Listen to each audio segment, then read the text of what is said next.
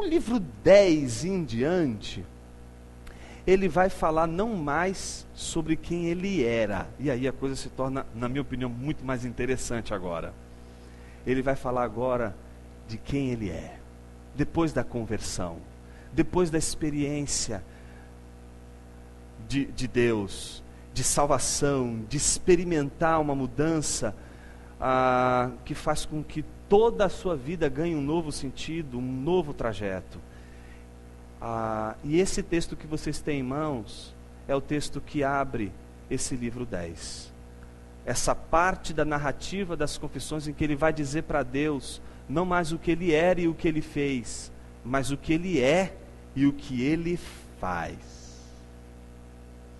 Só que Agostinho, e é muito curioso, que quando a gente vai lendo as confissões, ela é permeada, atravessada por textos bíblicos o tempo todo. Ele não descola do texto bíblico, apesar de todos os questionamentos que se levantam sobre a hermenêutica alegórica de Agostinho, ou coisa do gênero, independente do tipo de hermenêutica dele, se é correto ou não, toda a reflexão dele, ela está acompanhada de citação, de menção, o tempo todo da Escritura. E o livro 10 abre exatamente ligado a uma passagem que vai ser o leitmotiv, o motivo, aquele enredo, aquilo que numa música, numa ópera, é a ideia central, onde toda a música, a melodia vai se desenvolvendo, e nela vai se retornando, com novas variações, mas sempre batendo, sempre enfatizando, sempre reafirmando. Essa passagem, ela é a passagem de 1 Coríntios, capítulo 13, versículo 12, que eu gostaria de ler com vocês, antes da gente ler o texto de Agostinho.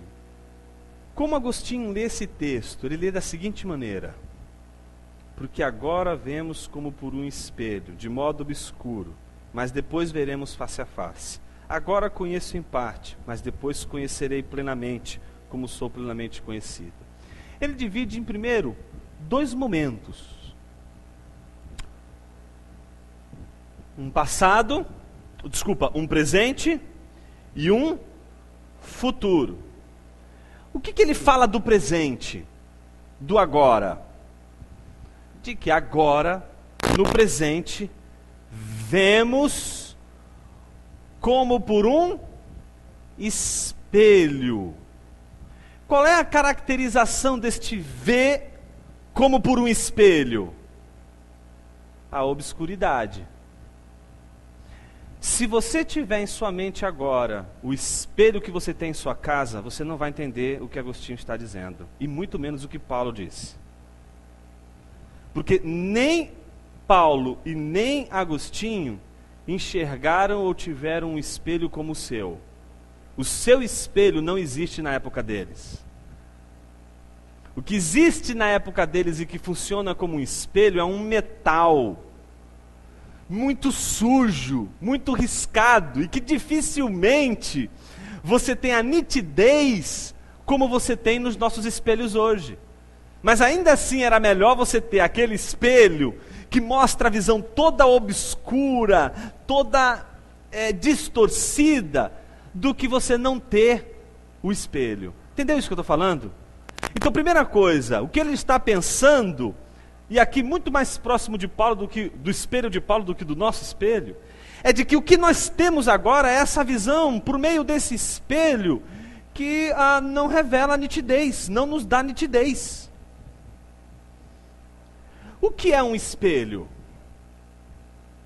Nesse sentido, o espelho é sempre uma mediação. Espelho não deve ser aqui visto, preste atenção no que eu vou falar, como um objeto pelo qual você se olha e se admira narcisicamente, olhando para o espelho e dizendo, eu sou o cara. Não. Aqui o espelho não está sendo usado como um instrumento meramente de apreciação estética de si mesmo. Aqui pense o espelho como um instrumento que você provavelmente vai entender de maneira muito mais simples se pensar no retrovisor de um carro. Para que você usa o retrovisor de um carro? para superar uma limitação sua. Você não tem olhos atrás de você. Tá certo?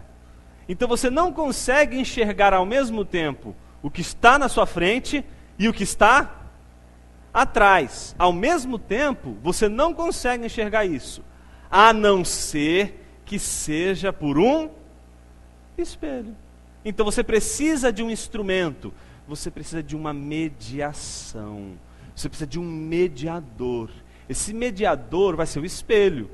E, por mais que você não consiga enxergar lá atrás, ao mesmo tempo que você enxerga com seus olhos, você vai conseguir enxergar, porque você vai ter um espelho, é o meio pelo qual você enxerga alguma outra coisa que você não conseguiria enxergar ao mesmo tempo. Está entendendo isso que eu estou colocando? Isso ele caracteriza como um olhar, como uma contemplação agora, neste exato momento, neste momento que a gente vive. No entanto, ele coloca uma adversativa aí, um mais. Esse mais contrapõe o agora. O que é que contrapõe o agora? O ver face a face. O que é ver face a face? Sem espelho, sem mediação. É não precisar mais de uma mediação, não precisar mais de um meio, não precisar mais de um instrumento. Então, por exemplo, quando eu vejo a foto do Nelson no Facebook, e eu olho lá e vendo o Nelson e conhecendo ele pelo Facebook, eu estou tendo uma visão dele, eu estou tendo um conhecimento dele, mas não é face a face. Eu tenho informações dele, eu tenho uma série de coisas que ele tem lá e etc. Mas é só quando eu venho aqui em Fortaleza, encontro com ele, é que eu não preciso de um Facebook, eu não preciso de um instrumento, eu não preciso de um mediador. Eu vejo ele, falo com ele, converso com ele, face a face, diretamente. Lhe faço uma pergunta. Porque agora estou vendo face a face o Nelson, eu posso dizer que eu conheço ele plenamente, totalmente, sem faltar absolutamente nada? Não. Eu posso apenas dizer que eu conheço ele plenamente, no sentido de que agora eu o conheço diretamente, mas isso não significa que é exaustivamente. O pleno agora é o pleno de que não se precisa mais de mediações, ele é direto. E eu posso, a partir de todas as perspectivas, olhar, conhecer ele e ter um contato com ele que seria muito mais profundo, e que de fato é muito mais profundo, do que o contato virtual.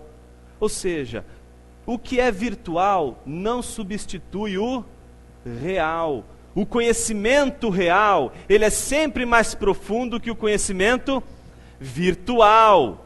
Tá certo? O conhecimento que você tem face a face, ele é muito mais forte, ele tem muito mais peso do que o conhecimento virtual, mas cabe aqui uma consideração. O fato do conhecimento face a face ser mais ter um peso maior nas nossas considerações, na nossa avaliação do que a gente busca conhecer, não significa que o conhecimento virtual seja falso, ou não vale a pena, ou não seja fundamental. A gente pode conhecer parte de alguém, ter informações de alguém por espelho, por carta, por foto. Mas outro tipo de conhecimento, e esse conhecimento vai ser sempre o conhecimento mais profundo, é o conhecimento de alguém que caminha junto, de que está ali, face a face. Então, o que ele está contrapondo é um agora e um depois. Um agora que é por espelho, vamos dizer assim, numa linguagem mais moderna, mais contemporânea, um conhecimento que é virtual, em contraste com um conhecimento face a face real, um que é agora e um que é depois. Esse conhecimento direto, esse conhecimento face a face, é o que temos hoje? É o que temos agora? Não, o que tem para hoje é só conhecimento por espelho.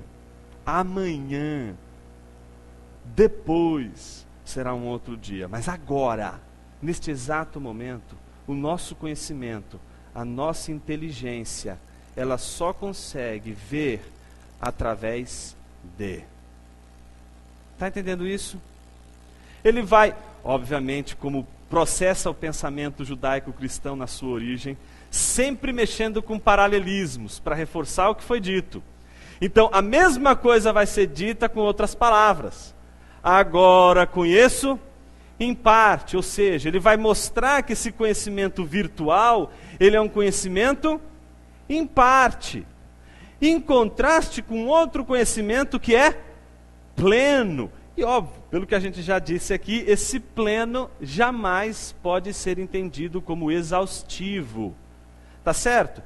Na nossa visão, face a face com Deus, não teremos a Ele, ainda que tenhamos um corpo glorificado, não teremos uma visão exaustiva de Deus. Se tivéssemos uma visão exaustiva de Deus depois do corpo, depois da bem-aventurança, então teríamos uma prova cabal de que Deus não é infinito. É porque Ele é infinito que Ele não pode ser conhecido exaustivamente, é pela superioridade, não é do seu conhecimento, é do seu ser.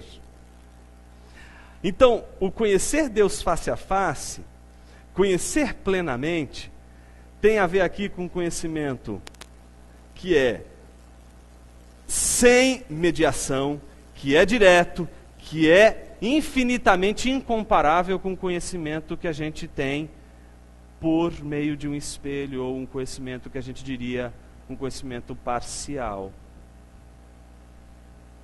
Estão comigo aqui? Mas Agostinho é tão perspicaz. Ele lê esse texto de uma maneira tão incrível, que quando a gente vê isso, a gente já fala, não, tá pronto, o texto parou, vamos para casa, vamos embora, que eu já entendi muita coisa. Mas ele escolhe justamente trabalhar aquilo que a gente, talvez na leitura, deixaria passar despercebido, que é o desfecho. Como que termina? Conhecerei plenamente. Mas de que forma? Como sou. Esse sou é passado, presente ou futuro? Presente. Como sou plenamente conhecido. Quem é que está sendo conhecido aqui nessa passagem? O que Paulo está dizendo que está sendo conhecido?